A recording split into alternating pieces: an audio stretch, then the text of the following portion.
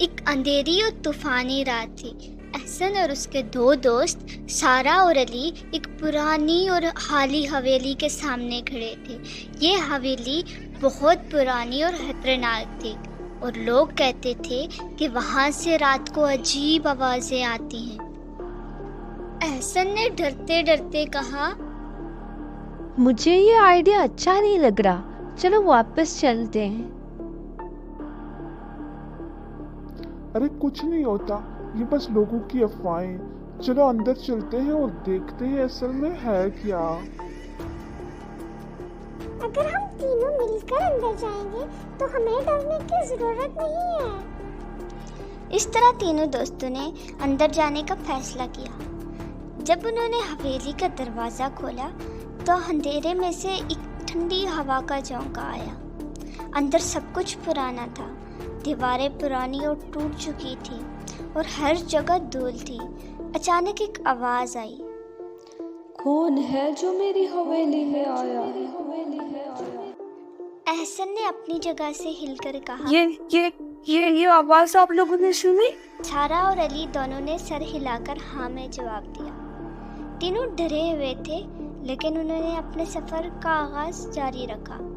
हर कदम के साथ ज़मीन की चटखती आवाज़ उनके डर को बढ़ा रही थी।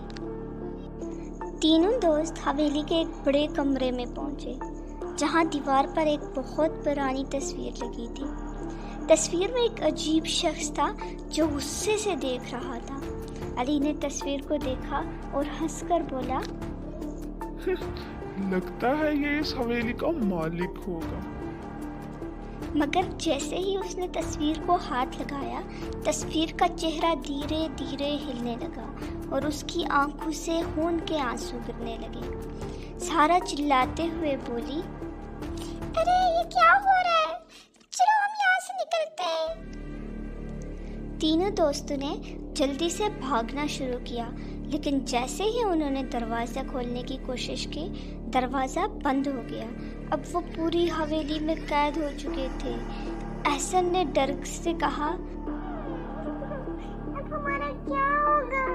अब हम यहाँ से कभी नहीं निकल पाएंगे। अचानक से एक भूतिया आवाज़ आई, तुमने मेरी हवेली में दखल दिया, अब तुम कभी वापस नहीं जा पाओगे। अली ने हिम्मत करके कहा, हम यहाँ से निकल कर रहेंगे, ये तुम्हारा जादू हम पर नहीं चलेगा। मगर भूतिया आवाज़ उनके आसपास घूम रही थी और डर बढ़ता जा रहा था। जैसे ही सारा ने एक दिया जलाया, उन्हें दीवार पर लिखा एक राज पता चला। वहाँ लिखा था, इस हवेली के मालिक का कत्ल उसी के दोस्तों ने किया था और तब से इसकी रूह इस हवेली में कैद है। इस रूह को सिर्फ दोस्ती की सच्चाई आज़ाद करवा सकती है। एहसन ने कहा, हमें एक दूसरे के साथ सच्चाई और वफादारी निभानी होगी, वरना हम यहाँ से कभी नहीं निकलेंगे। तीनों ने मिलकर अपनी दोस्ती का अहद किया और उसी वक्त हवेली की रूह शांत हो गई। दरवाज़ा धीरे धीरे से खुलने लगा और तीनों वहाँ से ज़िंदा निकल गए। उन्होंने बाहर आकर अल्लाह से शुक्र अदा किया और उसके बाद ऐसी हरकत करने से तौबा कर ली।